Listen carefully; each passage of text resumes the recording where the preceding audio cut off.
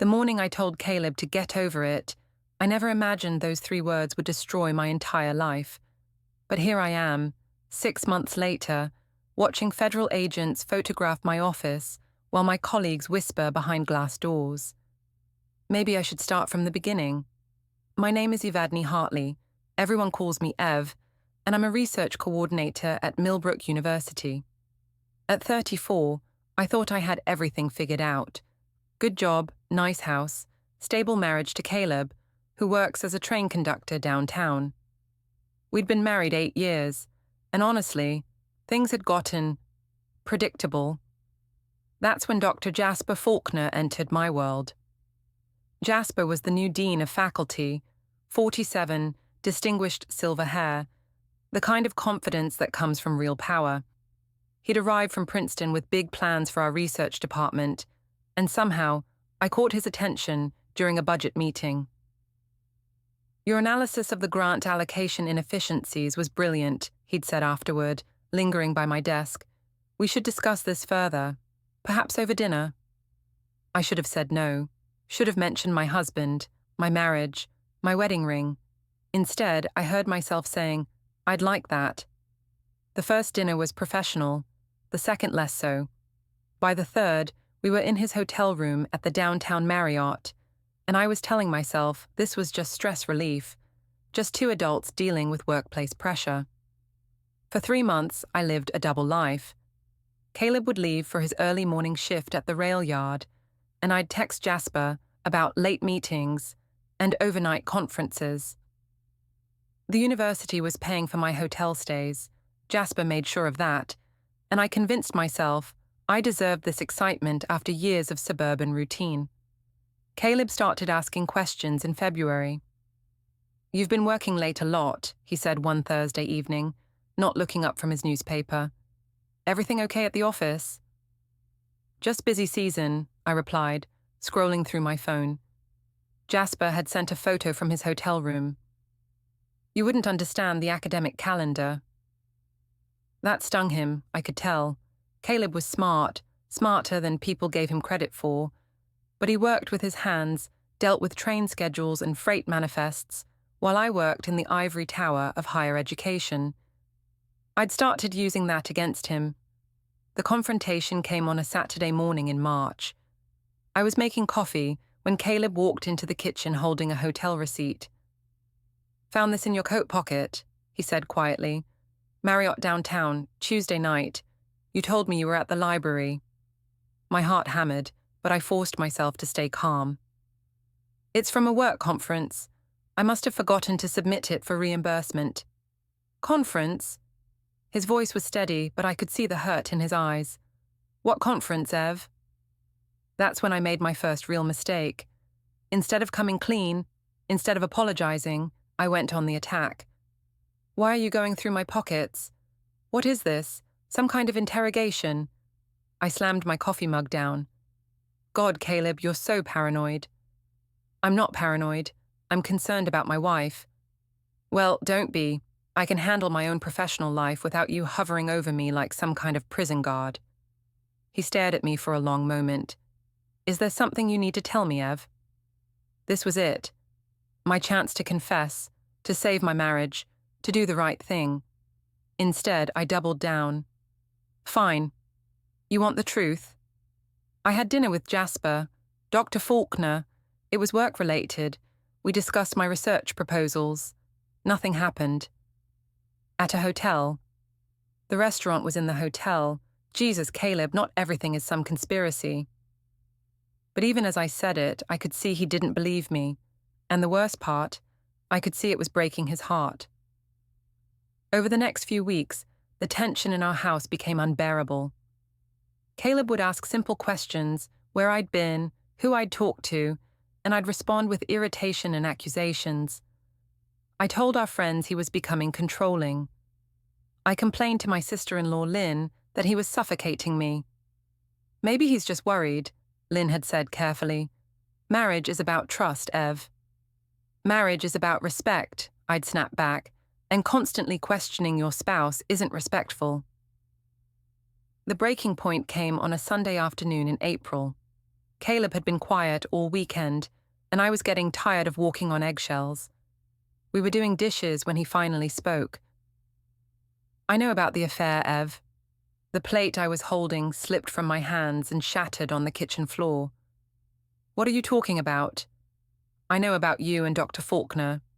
I know about the hotel rooms, the fake conferences, all of it. My mind raced. How could he know? I'd been so careful. But looking at his face, calm, resigned, devastated, I realized denial was pointless. Okay, I said, bending to pick up the broken pieces. Okay, fine. Yes, Jasper and I have been close, but it's not what you think. What do I think, Ev? You think it's some grand romance, some betrayal. It's not. It was a mistake, okay? A stupid mistake that got out of hand. Caleb stared at me. A mistake? Yes, a mistake. People make mistakes, Caleb. I'm not proud of it, but it happened, and now it's over, and we need to move forward. Move forward?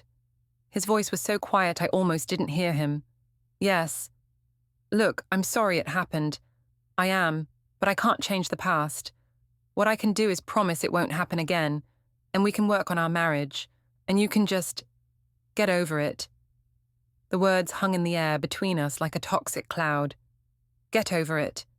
As if his wife's affair was just some minor inconvenience he needed to process and move past. Caleb looked at me for a long moment, then nodded slowly. Get over it, he repeated. Yes, we're adults, Caleb. Adults deal with problems and move on. I made a mistake, I apologized, and now we need to focus on fixing our marriage instead of dwelling on the past. I see. He was taking this better than I'd expected. Maybe he really did understand that the affair didn't mean anything, that it was just a momentary lapse in judgment. So, we're okay? I asked. Caleb picked up a dish towel and began drying his hands with methodical precision. We're something, he said finally. I need to think about this, Ev. I need some time to process. Of course. Take all the time you need. That night, he slept in the guest room. I told myself it was temporary, that he just needed space to work through his emotions. In a few days, maybe a week, things would go back to normal. I had no idea that Caleb had already started documenting everything. I had no idea that his job at the rail yard gave him access to the city's entire CCTV network. I had no idea that getting over it meant something completely different to him than it did to me. And I definitely had no idea that my mistake was about to become a federal crime. The first sign that something was wrong came 2 weeks later when Caleb asked me about my transit card. Hey, Ev, he said over breakfast, his tone casual. I'm doing our taxes. Can you pull up your transit card history? I need to track your work-related travel for deductions. I looked up from my phone, where I'd been reading a text from Jasper about meeting for lunch. My transit card? Why? Business expense deductions. If you're traveling downtown for work meetings, we can write off the transit costs. It seemed reasonable enough. Caleb had always handled our taxes. He was good with numbers and details. I logged into my account and forwarded him the data without really looking at it. Thanks, he said, not meeting my eyes. This should help with our return. What I didn't know was that Caleb wasn't preparing our taxes. He was building a timeline. See, working for Metropolitan Transit Authority gave Caleb access to more than just train schedules. The MTA system was integrated with the city's traffic management network, which included feeds from downtown security cameras. As a conductor, Caleb had legitimate access to review footage for incident reports and safety investigations. He was using that access to track my movements. Every time I tapped my card at a station, the system logged the time and location. When I claimed to be working late at the university library, my card showed trips to downtown hotels. When I said I was at academic conferences, the timestamp showed me leaving the Marriott at midnight. But Caleb was building more than just a timeline. He was creating a comprehensive map of my deception. Working late again tonight? he asked on a Tuesday evening, watching me gather my laptop and research files. Department meeting, I said, kissing his cheek. Don't wait up. Drive safe. Except I wasn't driving. I was taking the train to meet Jasper at our usual hotel, and thanks to my transit card, Caleb knew exactly where I was going. What made it worse was how easy I was making it for him. I'd grown comfortable in my lies, sloppy with my excuses. When Jasper suggested we spend a weekend at a conference in Baltimore, I jumped at the chance. It's a great opportunity for networking, I told Caleb. The university is covering expenses. Sounds important, he replied. Who else is going? Just a few faculty members. Dr. Faulkner is presenting on administrative innovation. I watched Caleb's face carefully, but he showed no reaction to Jasper's name. Well, have a good trip, he said. Learn something useful. The Baltimore weekend was perfect. Jasper and I stayed at the Inner Harbor Marriott, attended exactly one conference session for appearances, and spent the rest of the time exploring the city like tourists. I felt young again, exciting again, desired in a way I hadn't felt in years. I posted photos on social media, carefully cropped to hide Jasper, and texted Caleb updates about the fascinating presentations I was attending. When I got home Sunday night, Caleb was waiting in the kitchen with a cup of tea. How was the conference? He asked. Productive, lots of good networking opportunities. Learn anything interesting? Oh, academic stuff. Budget management, research protocols, nothing you'd find exciting. There it was again, that casual dismissal of his intelligence, his interest in my work. I'd started doing it automatically, using his blue-collar job as a shield for my deception. Caleb nodded thoughtfully. I'm sure it was very educational. What I didn't know was that there had been no conference in Baltimore that weekend. Caleb had checked. What I didn't know was that he'd already contacted the hotel and confirmed that Dr. Jasper Faulkner and I had shared a room. What I didn't know was that he'd started taking screenshots of my social media posts, documenting every lie, every contradiction, every piece of evidence that would later destroy my life. The pattern continued through the spring. I'd announce a work obligation, late meeting, conference, research trip, and Caleb would nod supportively while secretly documenting my real activities. My transit card painted a clear picture.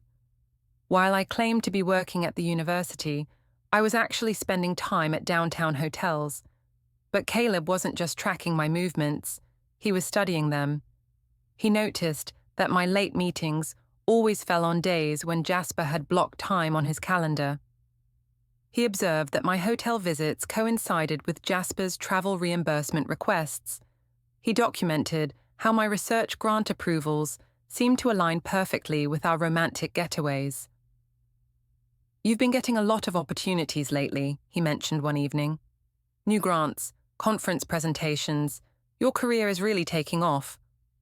Hard work pays off, I replied, not looking up from my laptop. Dr. Faulkner has been very supportive of my research. He sounds like a good mentor. He is. He really believes in my potential. I missed the slight tightening around Caleb's eyes, the way his jaw clenched almost imperceptibly. The most damning evidence came from an unexpected source, the hotel's Wi-Fi network. During one of our regular stays at the Marriott, I'd connected my university laptop to the hotel's internet to finish a research proposal. What I didn't realize was that the hotel's captive portal system logged every device that connected, along with timestamps and room numbers. Caleb discovered this during what he called routine security research for the Transit Authority. Hotels near major transportation hubs often shared security data with law enforcement, and the MTA had legitimate reasons to access this information for passenger safety investigations. The logs showed my university-issued laptop connecting from Jasper's hotel room on multiple occasions, dates that corresponded exactly with my claims of working late at the office. But perhaps the most devastating evidence was the simplest, my own words. I'd grown so comfortable with my deception that I'd started joking about it with colleagues. During a department happy hour, after a few drinks, I'd made comments about working closely with the dean and how some meetings require more privacy than others. I thought I was being clever, hinting at my influence without revealing the full truth. What I was actually doing was creating witnesses. Caleb learned about these comments through a source I never suspected, my sister-in-law Lynn. Lynn worked at the local high school, but she had friends throughout the education community. When gossip about the university's new dean and his close relationship with certain staff members started circulating, it eventually reached her. She didn't confront me directly. Instead, she talked to Caleb. "There are rumors going around about Ev," she told him during a family barbecue. "About her and that new dean." "What kind of rumors?" Caleb asked quietly. "The kind you probably don't want to hear." That conversation happened on a Saturday. By Monday, Caleb had expanded his investigation to include my professional communications. As my husband, he had access to our shared family computer, where I sometimes worked on research projects. He found draft emails to Jasper, deleted text message conversations that had been backed up to our cloud storage, and calendar entries for meetings that didn't appear on any official university schedule. But the smoking gun came from an unexpected source: my own expense reports. The university required detailed documentation for all reimbursed expenses. As a research coordinator, I had to submit receipts, travel logs, and justification forms for every dollar I claimed. Caleb requested copies of my expense reports through a Freedom of Information Act filing. As a taxpayer and spouse of a state employee, he had legitimate access to this information. The reports told a clear story.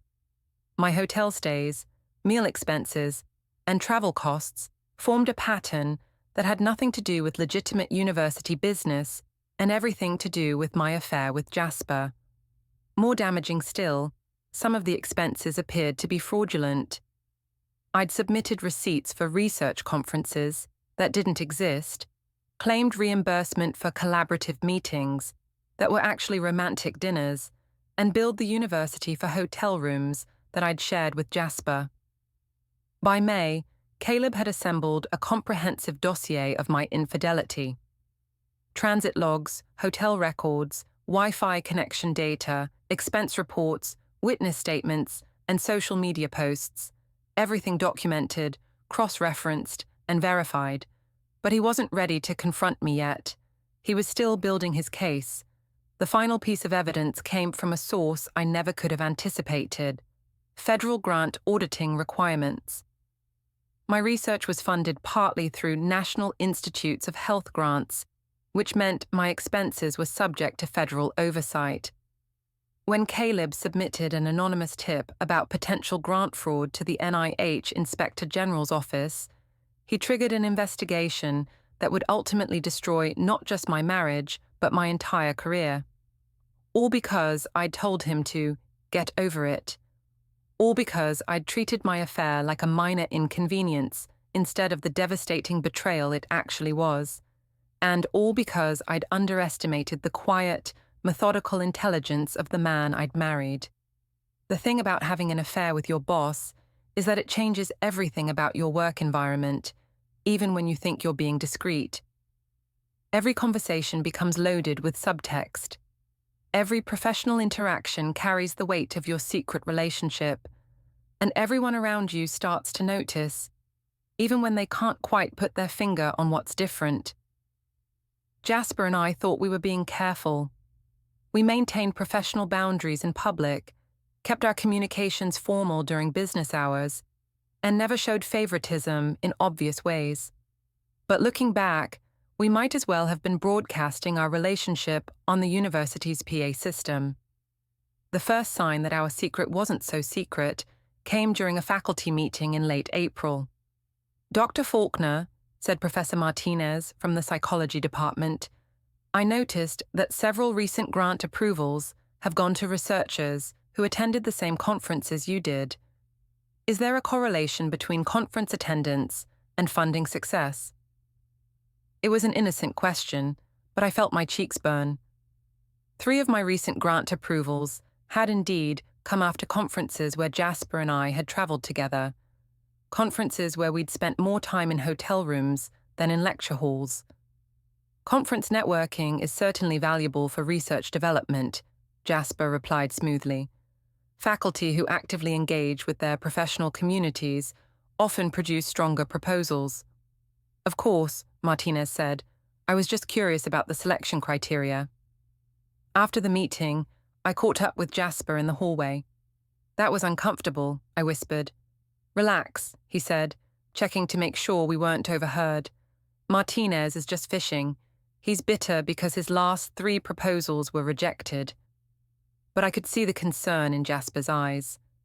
We both knew that our professional relationship was becoming harder to explain. The problem was that Jasper's influence over my career had become impossible to hide.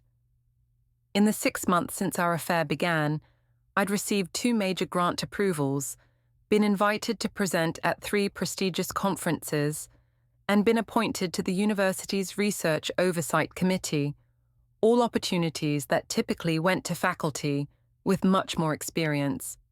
My colleagues were starting to notice. You're certainly having a good year, commented Dr. Sarah Chen during a coffee break. That NIH grant is a big deal for someone at your level. I've been working hard on my research, I replied defensively. Oh, I'm sure you have. It's just unusual for junior researchers to get such high-profile opportunities so quickly.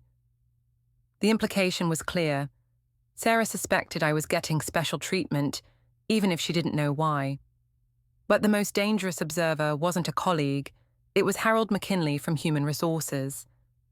Harold had been with the university for 15 years and had seen every kind of workplace drama imaginable. He had a talent for reading between the lines of official reports and detecting patterns that others missed. He started paying attention to Jasper and me after receiving an anonymous complaint about inappropriate relationships affecting departmental decisions. The complaint was vague. It didn't name names or provide specific allegations, but it was enough to put Harold on alert. He began quietly monitoring our interactions, looking for signs of impropriety. What he found was a paper trail that told a clear story. My travel requests always seemed to align with Jasper's schedule. My expense reports showed hotel stays at the same properties where Jasper was registered. My grant applications received unusually fast approvals, often bypassing the normal review process, but Harold was careful. He couldn't act on suspicions alone. He needed concrete evidence of policy violations. That evidence came from an unexpected source: the university's IT security system. Like most institutions, Millbrook University monitored employee email and internet usage for security purposes. The monitoring was generally passive. Automated systems flagged suspicious activity, but human review only happened when specific triggers were activated. My email communications with Jasper triggered those systems in May. While we tried to keep our messages professional, certain patterns emerged that the security algorithms flagged as potentially inappropriate. Extended email chains outside business hours, personal scheduling discussions, and most damaging, automatic calendar synchronization that showed we were both unavailable at the same times. Harold received a routine security report that included our communications. While the individual emails seemed innocent, the pattern was unmistakable. 2 employees who were coordinating their schedules in ways that suggested a personal relationship. But Harold still couldn't prove anything improper was happening. University policy prohibited romantic relationships between supervisors and subordinates, but it required clear evidence of such relationships to take action. That evidence came from a source neither Jasper nor I anticipated: social media. I'd been careful not to post photos that showed Jasper directly, but I hadn't been careful about locations and timing. My Instagram account showed a pattern of posts from hotels, restaurants, and conference venues that corresponded exactly with Jasper's travel schedule. More damaging were the comments I'd made on colleagues' posts. During a department celebration, I joked about working closely with administration and having inside access to decision-making processes. These comments, combined with the timing of my professional opportunities, created a picture that Harold couldn't ignore. The breaking point came during the university's annual research symposium in early June. Jasper was scheduled to give the keynote address, and I was presenting my latest research that had been funded by grants he'd approved. We thought we were maintaining appropriate professional distance, but several colleagues later told Harold they'd noticed unusual familiarity between us. Dr. Martinez approached Harold after the symposium. "I don't want to spread gossip," he said carefully, "but I think there might be something inappropriate happening between Dr. Faulkner and Ev Hartley." "What makes you say that?" "Just the way they interact, the opportunities she's been getting, the timing of her grant approvals. It doesn't feel right." Harold thanked Martinez for his concern and added the conversation to his growing file on Jasper and me. But the most damaging evidence came from someone I'd trusted completely, my research assistant, Jennifer Walsh. Jennifer was a graduate student who helped with my data analysis and grant reporting. She'd been working with me for 2 years and had access to my calendar, travel arrangements, and expense reports. Jennifer had started noticing inconsistencies in my documentation, conference reports that didn't match the actual conference agendas, hotel receipts for cities where no university business was taking place, expense claims for collaborative meetings that weren't on any official schedule. At first, Jennifer assumed these were honest mistakes, but as the pattern continued, she became concerned that I was misusing university funds. Jennifer faced a difficult decision: report her suspicions and potentially ruin my career, or stay silent and become complicit in what appeared to be financial fraud. She chose to report. Jennifer's complaint to Harold was detailed and devastating. She provided copies of expense reports, travel documentation, and calendar entries that showed a clear pattern of personal expenses being billed to the university. More damaging still, Jennifer had overheard phone conversations between Jasper and me that were clearly personal in nature. "I heard Dr. Hartley telling Dr. Faulkner that she missed him and couldn't wait to see him in Chicago," Jennifer reported.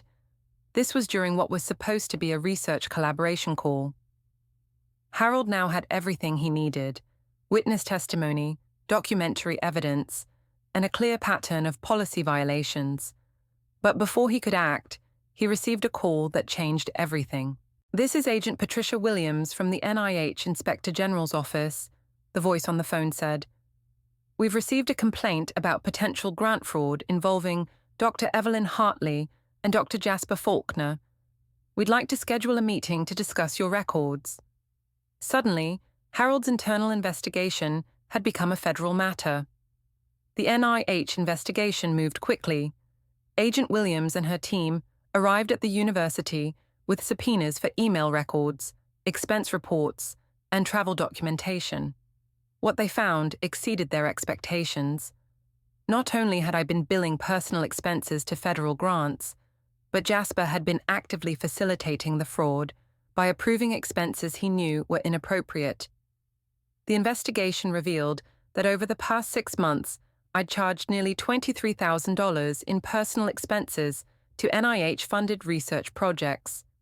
Hotel rooms shared with Jasper, romantic dinners disguised as collaborative meetings, and travel to conferences that existed only on paper. But the most serious charge was conspiracy. The evidence showed that Jasper and I had worked together to create fraudulent documentation, with him using his administrative authority to approve expenses that he knew violated federal regulations. As the investigation expanded, Harold found himself cooperating with federal agents to build a criminal case against 2 of his colleagues. The university's legal team made it clear that the institution's priority was protecting itself from liability. Jasper and I were on our own, but we didn't know any of this yet. We thought our secret was safe, that our careful planning had protected us from discovery.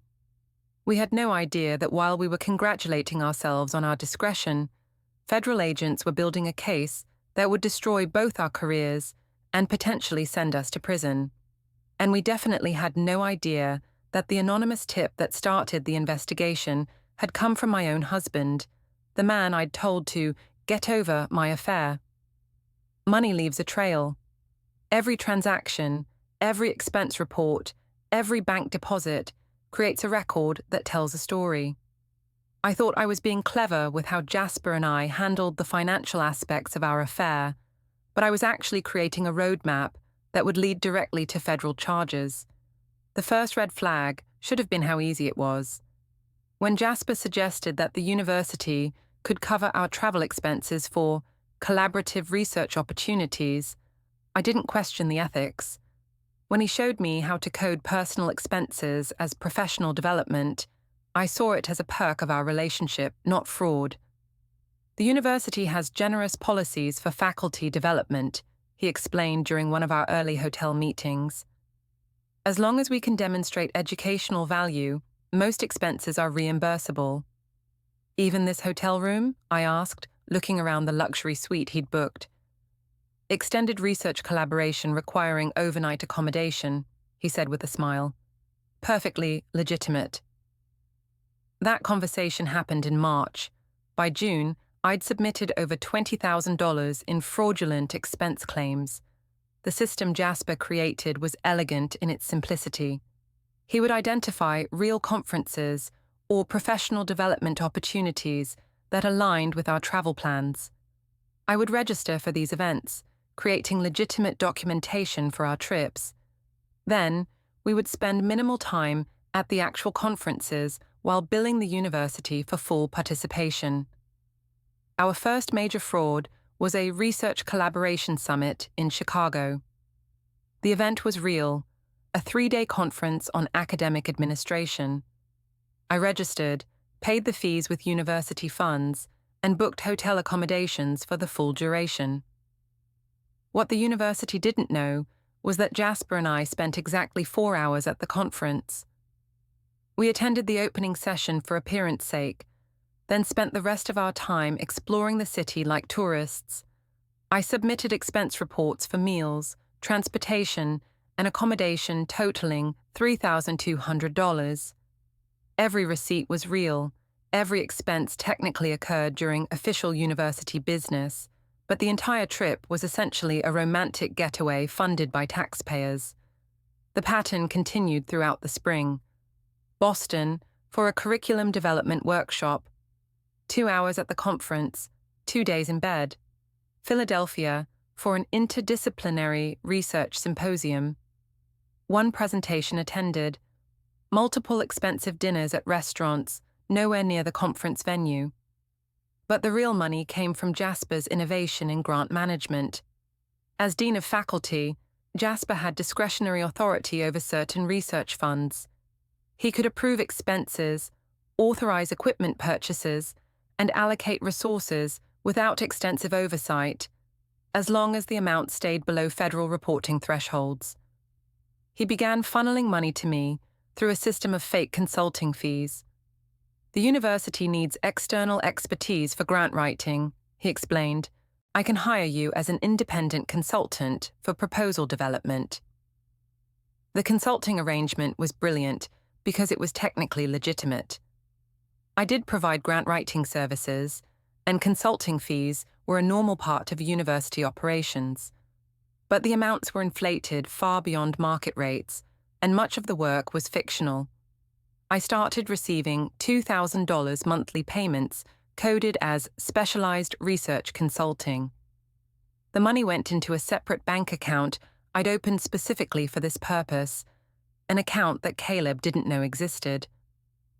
By May, I was earning more from Jasper's consulting fees than from my regular university salary.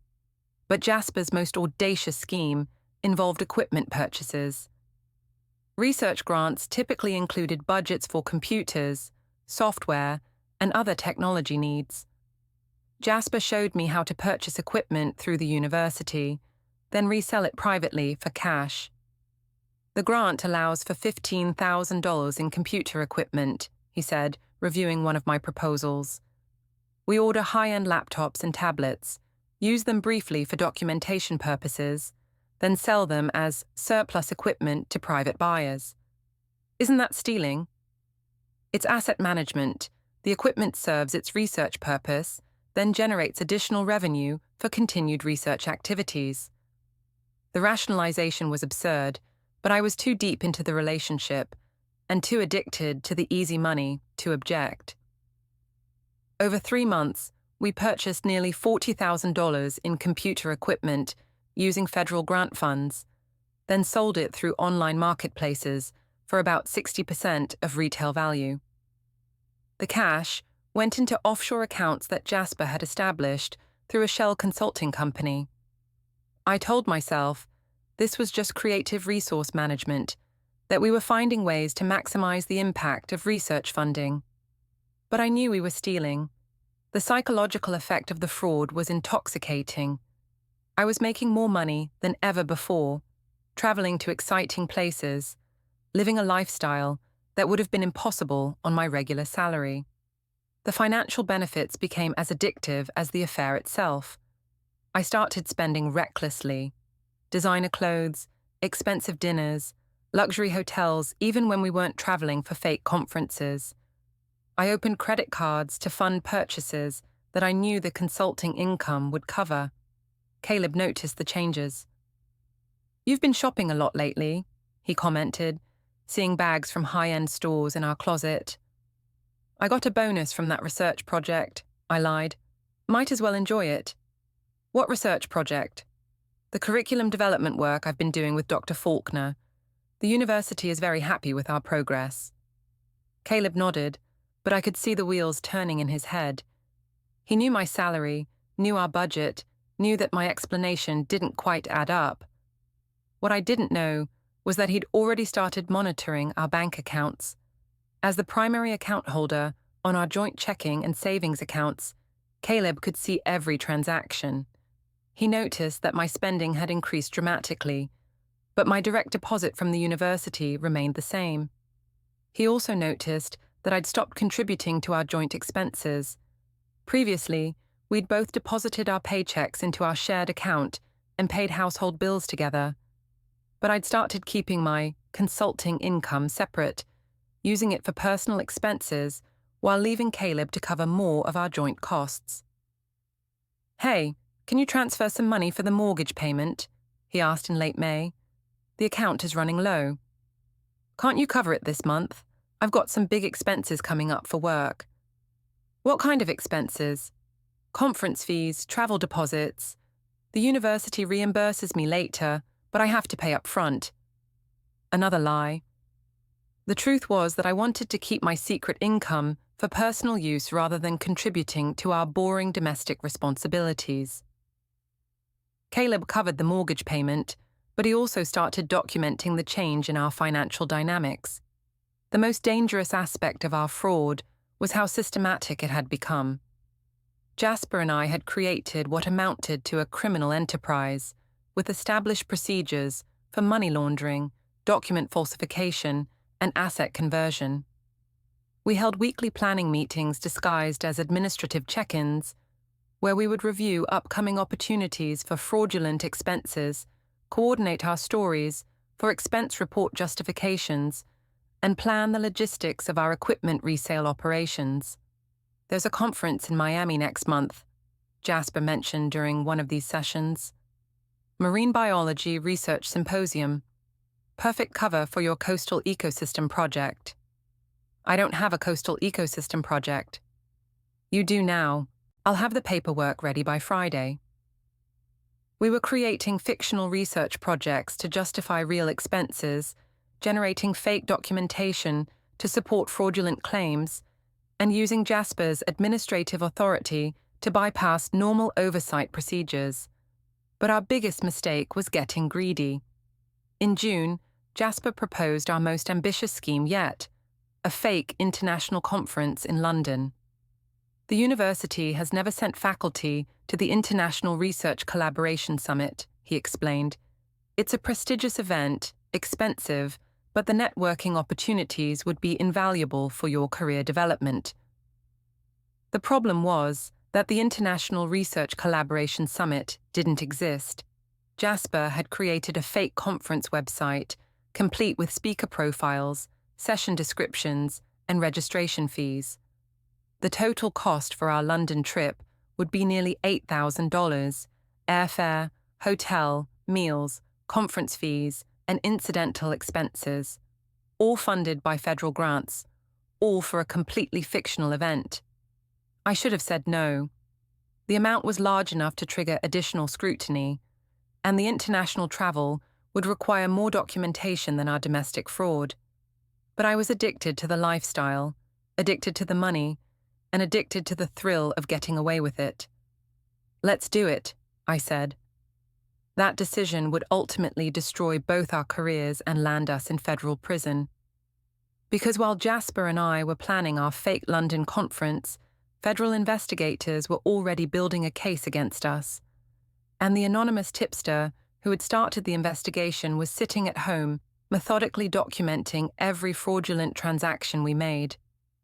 The email that changed everything arrived on a Tuesday morning in late June. I was in my office, planning the fake London conference with Jasper, when my computer chimed with a message from Harold McKinley in Human Resources. Dr. Hartley, please schedule a meeting with me at your earliest convenience to discuss some administrative matters regarding your recent travel and expense reports. This is a routine review, but we do need to clarify some documentation issues. My stomach dropped. Routine review, documentation issues. Those were code words for, we know something's wrong. I immediately called Jasper. They want to meet with me about expense reports, I whispered into the phone. Calm down, he said. It's probably just a random audit. The university does these periodically. What if they know about us? They don't know anything. We've been careful. But even as he said it, I could hear the uncertainty in his voice. The meeting with Harold was scheduled for Thursday morning. I spent 2 days rehearsing my explanations, reviewing my expense reports, and trying to identify any obvious red flags that might have triggered the review. What I didn't know was that Harold had already been working with federal investigators for 3 weeks. What I didn't know was that they had copies of every email I'd sent, every expense report I'd submitted, and every bank transaction related to my fraud. What I didn't know was that the meeting wasn't an investigation. It was a trap. Thursday morning arrived grey and rainy, matching my mood as I walked across campus to the administration building. Harold's office was on the 3rd floor, a sterile space with government-issued furniture and motivational posters about workplace ethics. Thank you for coming, Dr. Hartley, Harold said, gesturing to a chair across from his desk. I hope this won't take too long. But as I sat down, I noticed 2 other people in the room, a woman in a dark suit and a man with a federal badge clipped to his belt. Dr. Hartley, this is Agent Patricia Williams from the NIH Inspector General's office and Agent Robert Chen from the FBI's White-Collar Crime Unit. My mouth went dry. FBI. This wasn't a routine review. We'd like to ask you some questions about your research funding and expense reports, Agent Williams said.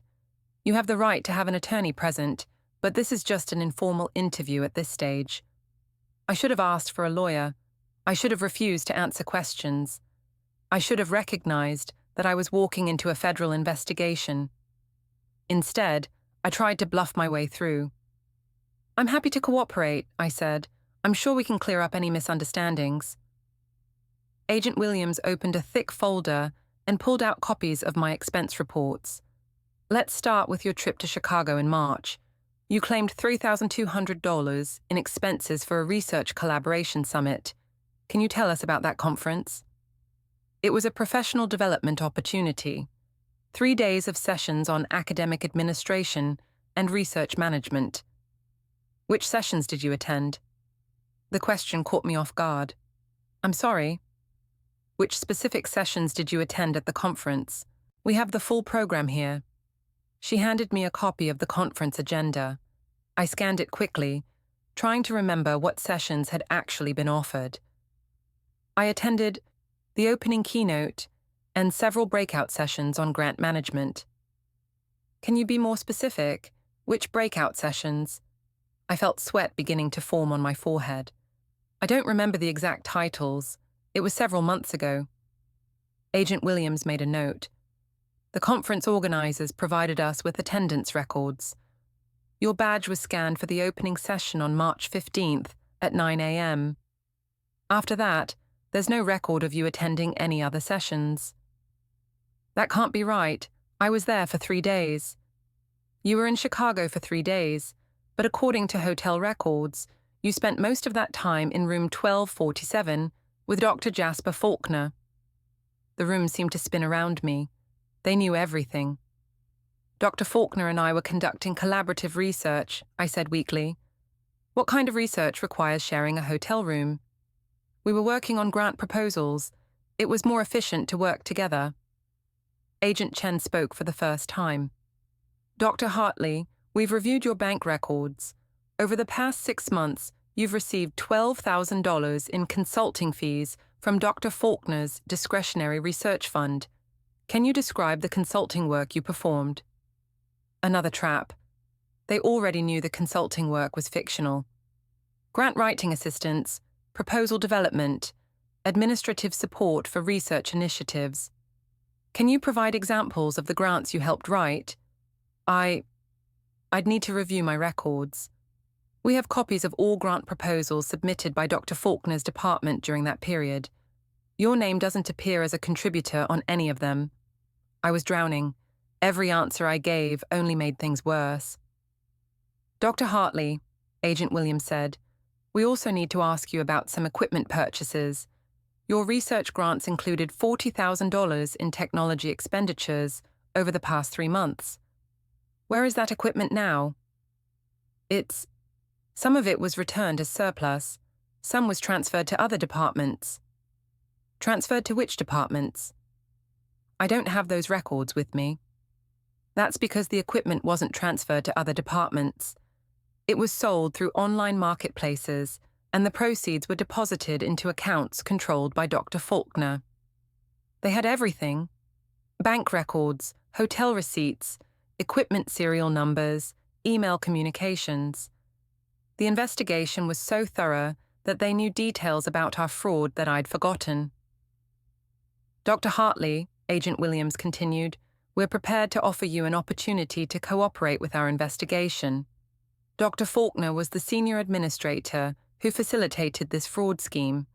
If you're willing to provide testimony about his role in the conspiracy, we can discuss reduced charges. The betrayal was breathtaking. They wanted me to testify against Jasper, to admit that he'd masterminded the fraud, and I'd been a junior participant, but the truth was more complicated. While Jasper had shown me how to manipulate the system, I'd been an enthusiastic participant. I'd suggested some of the fraudulent schemes, helped create the fake documentation, and personally profited from the criminal activity. I need to think about this, I said. Of course, but I should mention that we're meeting with Dr. Faulkner this afternoon. If he decides to cooperate first, your opportunity for a favorable arrangement may be limited. The meeting ended with me promising to contact them within 48 hours with my decision. I walked back to my office in a daze, my career and my life collapsing around me. But the worst was yet to come. When I got home that evening, Caleb was waiting in the kitchen with a manila envelope. We need to talk, he said.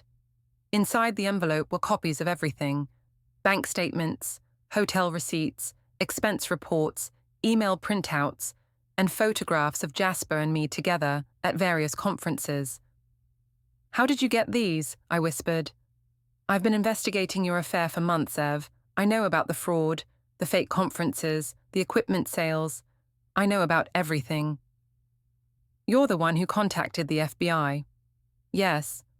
Why? Why would you destroy my career? We could have worked this out privately. Caleb looked at me with an expression I'd never seen before. Not anger, not hurt, but something colder. You told me to get over it, Ev. You said your affair was just a mistake that I needed to move past. But it wasn't just an affair. It was a criminal conspiracy. You stole federal money. You committed fraud. You broke the law. It wasn't that serious. It was just creative accounting. $23,000 in fraudulent expenses is not creative accounting. It's a federal crime. So you decided to ruin my life. I decided to hold you accountable for your choices. That night, I called Jasper to warn him about the investigation, but his phone went straight to voicemail. When I tried reaching him at the university the next morning, his secretary told me he was unavailable. I found out later that Jasper had already met with the federal agents and agreed to cooperate with their investigation. He'd provided detailed testimony about my role in the fraud scheme, portraying himself as a victim of my manipulation and greed. The man I'd risked everything for had thrown me under the bus to save himself. But the final blow came that Friday afternoon, when I received an email from the university's legal department informing me that I was being placed on administrative leave pending the outcome of the federal investigation. My access to university systems was terminated immediately. My research projects were suspended. My office was sealed, pending a forensic review. In less than a week, I'd gone from successful academic to federal criminal defendant. And it all started because I'd told my husband to get over my affair.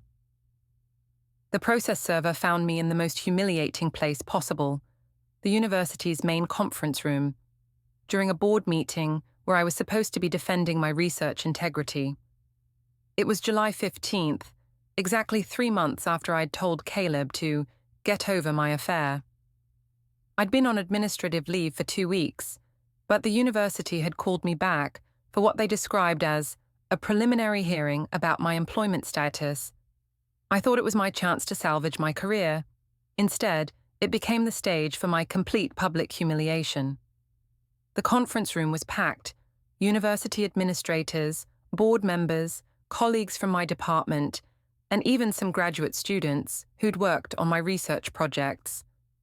Everyone wanted to see how the Dr. Evelyn Hartley scandal would play out. I'd prepared extensively for the meeting. I had explanations for the questionable expenses, justifications for the consulting fees, and a narrative that portrayed me as a naive junior researcher who'd been manipulated by a senior administrator. Dr. Hartley, said Board Chair Margaret Thompson, we're here to review the allegations against you and determine whether your employment with the university can continue during the federal investigation. I appreciate the opportunity to address these concerns, I began. I believe there have been some misunderstandings about my research activities and professional relationships. That's when the conference room door opened. A man in a dark suit walked in, carrying a manila envelope and looking directly at me. Dr. Evelyn Hartley, he said. Yes? You've been served. He handed me the envelope and walked out, leaving the room in stunned silence. With shaking hands, I opened the envelope. Inside were divorce papers, a restraining order, and a thick binder labeled Evidence Compilation, Hartley versus Hartley. But it was the cover letter that made my blood run cold. Dr. Hartley, enclosed, please find documentation of your adultery, fraud, and criminal conspiracy compiled over the past 4 months by your husband, Caleb Hartley. This evidence has been shared with federal investigators, university administrators, and will be filed as part of public divorce proceedings. Your career, reputation, and marriage are now officially over. As requested, I have gotten over it. C. Hartley. The room erupted in whispers and shocked murmurs. Board members leaned forward to get a better look at the documents. Colleagues pulled out their phones to text updates to people who weren't in the room. I was being divorced, exposed, and humiliated simultaneously, in front of everyone I'd worked with for the past 6 years. But Caleb wasn't finished. The binder contained everything. Transit card logs showing my real movements, hotel receipts proving the affair, bank statements documenting the fraud, email printouts revealing the conspiracy with Jasper, and even photographs of us together at various fake conferences. But the most devastating evidence was the timeline. Caleb had created a day-by-day, hour-by-hour reconstruction of my activities over the past 6 months. Every lie I'd told, every fake meeting I'd claimed, every fraudulent expense I'd submitted, all cross-referenced with documentary proof of what I'd actually been doing. March 15th, claimed to be working late at University Library. Transit logs show travel to downtown Marriott. Hotel Wi-Fi logs show my laptop connecting from room 1247, registered to Dr. J. Faulkner. March 22nd, submitted expense report for Curriculum Development Conference in Chicago. Conference attendance records show badge scanned only for opening session. Hotel records show shared room with Dr. Faulkner for 3 nights. April 8th, received $2,000 consulting fee from University Discretionary Fund. No corresponding work product or deliverables documented. Same day, purchased $200 designer handbag using personal credit card. The timeline went on for 40 pages, documenting every aspect of my deception with scientific precision. Dr. Hartley, said Board Chair Thompson, in light of this new information, I think we need to suspend these proceedings pending legal review. Please, I said, my voice breaking. Let me explain. This isn't what it looks like. Dr. Hartley, you've been served with divorce papers in the middle of a university hearing. Your husband has documented what appears to be extensive fraud and criminal activity. What exactly would you like to explain? I had no answer. There was no explanation that could overcome the mountain of evidence Caleb had assembled. The hearing was adjourned, and I was escorted from the building by campus security.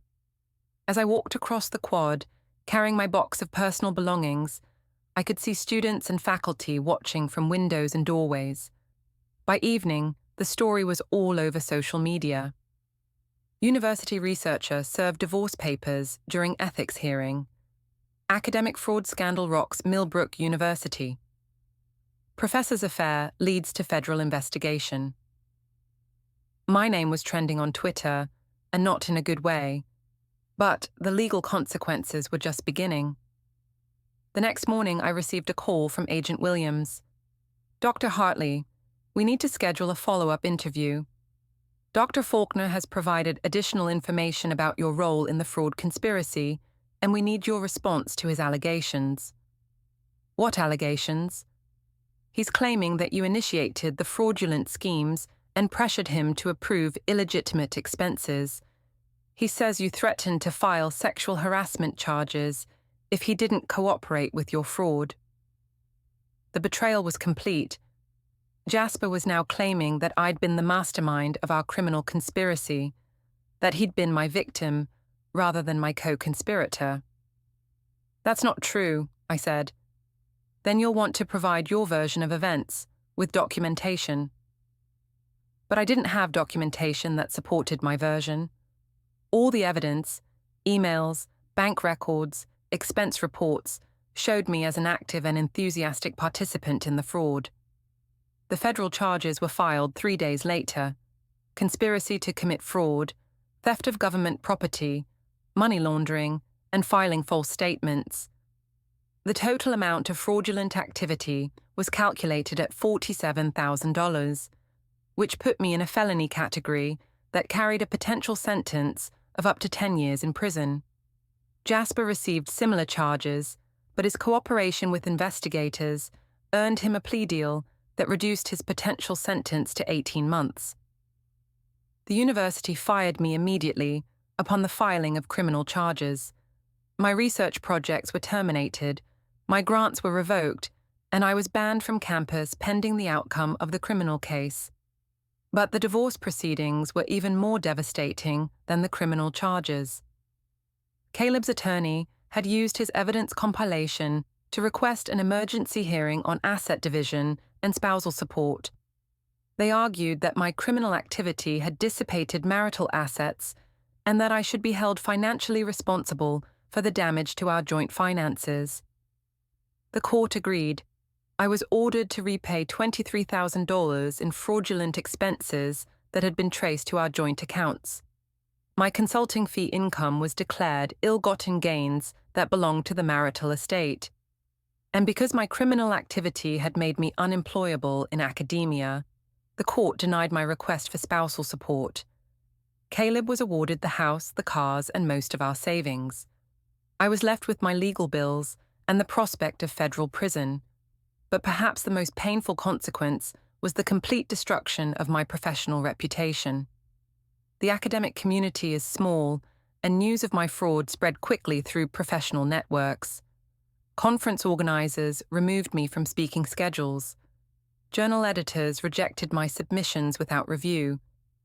Colleagues who had collaborated with me for years stopped returning my calls. I was professionally radioactive. The final blow came when the NIH published a formal debarment notice, banning me from receiving federal research funding for 10 years. Even if I somehow avoided prison and found another academic job, I would be unable to conduct the research that had defined my career. 6 months after telling Caleb to get over my affair, I was facing federal prison, financial ruin, and the complete destruction of everything I'd worked for. The irony wasn't lost on me. I'd thought I was so clever, manipulating the system to fund my affair and advance my career. But every move I'd made had been documented by my husband, a train conductor who understood systems and precision better than I'd ever given him credit for. Caleb had indeed gotten over my affair by methodically destroying my life with the same attention to detail that he brought to managing train schedules and safety protocols. And, as I sat in my lawyer's office, reviewing the evidence that would likely send me to prison, I realized that the quiet, unambitious man I'd betrayed was actually the most dangerous opponent I could have made. He'd beaten me using nothing but patience, precision, and an unwavering commitment to accountability. In the end, my mistake had cost me everything. The sentencing hearing was held on a cold Tuesday morning in February, almost exactly 1 year after my affair with Jasper began. I sat in the federal courthouse, wearing a borrowed suit, having sold most of my professional wardrobe to pay legal fees. Judge Patricia Morrison reviewed the case file with the methodical thoroughness that had become familiar during the 6-month legal process. "Dr. Hartley," she said, "you have pleaded guilty to conspiracy to commit fraud, theft of government property, and filing false statements. The total amount of fraudulent activity was $47,000 in federal research funds, plus an additional $23,000 in university resources." "Yes, Your Honor. The court has reviewed your cooperation with investigators, your acceptance of responsibility, and the circumstances of your case. However, the court must also consider the serious nature of research fraud and its impact on public trust in academic institutions." I held my breath, waiting for the sentence that would determine the next chapter of my life.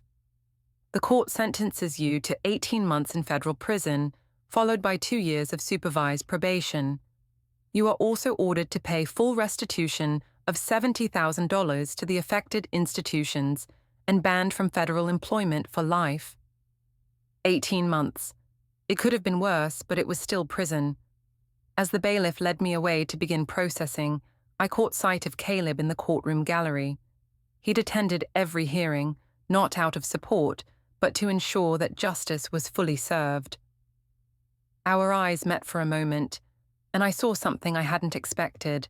Not anger or satisfaction, but a kind of sad finality. He'd gotten his revenge, but it had cost him his marriage and 8 years of his life. I served 14 months of my sentence at a minimum security federal facility in Pennsylvania. Prison wasn't as terrible as I'd feared, but it was a daily reminder of how completely my life had collapsed. I spent my time in the prison library, helping other inmates with their legal appeals and educational programs. It was meaningful work, but a far cry from the prestigious research career I'd destroyed. Jasper served his sentence at a different facility. His cooperation with investigators had earned him a reduced sentence, but his academic career was just as finished as mine. The last I heard, he was working as a manager at a retail store in Ohio. When I was released in March 2024, I moved to a small apartment in Pennsylvania and took a job as a data entry clerk at an insurance company. It was honest work, but the contrast with my former life was stark. I made $32,000 a year instead of the $85,000 I'd earned at the university. I lived in a studio apartment instead of the suburban home I'd shared with Caleb. I spent my evenings watching Netflix instead of attending academic conferences and professional networking events. But perhaps the hardest adjustment was the loneliness. My affair with Jasper had cost me my marriage to a man who, despite his quiet demeanor, had loved me faithfully for 8 years. My fraud had cost me the respect of colleagues who had trusted me with important research. My lies had cost me friendships that had taken years to build. I was completely alone, and it was entirely my own fault. The divorce had been finalized while I was in prison. Caleb kept the house and most of our assets, as ordered by the court. He'd remarried 6 months after my release, a teacher named Amanda, who worked at the same school as his sister Lynn. I heard about the wedding through mutual friends who felt obligated to keep me informed of major life events. Caleb looked happy in the photos, happier than he'd looked during the final years of our marriage. He'd moved on, built a new life, found someone who would appreciate the steady, methodical love he offered. I was genuinely happy for him, even as it broke my heart. The restitution payments took 4 years to complete. Between my modest salary and the court-ordered payment plan, I lived on about $200 a month after taxes and legal obligations, but I paid every penny I owed, plus interest. It was important to me that I fulfill that obligation completely, that I take full responsibility for the damage I'd caused. In 2028, 5 years after my release from prison, I received an unexpected phone call. Ms. Hartley, this is Dr. Rebecca Martinez from Community College of Eastern Pennsylvania. We have an opening for a part-time instructor in our adult education program. Your background in research and your experience with challenging circumstances might be valuable for our students. It wasn't much, teaching basic math and writing skills to adults who were completing their high school equivalency. But it was a chance to use my education in service of something meaningful. The pay was minimal, just $18,000 a year for part-time work, but it felt like a kind of redemption. My students were people who had made mistakes, faced setbacks, and were working to rebuild their lives. Former addicts, ex-convicts, single mothers, immigrants learning English. They understood failure and second chances in ways my former academic colleagues never could. Teaching them was the most rewarding work I'd ever done. I never remarried. The combination of my criminal record, my age, and my limited financial resources made me an unattractive prospect for most potential partners. But I found peace in the quiet life I'd built. I lived simply, worked honestly, and tried to make amends for the damage I'd caused. On weekends, I volunteered at a literacy program for adults with learning disabilities. It was my way of giving back, of using my skills to help people who faced challenges I'd never experienced. Sometimes I thought about what my life might have been if I'd made different choices, if I'd been faithful to Caleb, focused on my research, built my career through legitimate means. I might have been a tenured professor by now, with a comfortable salary and professional recognition.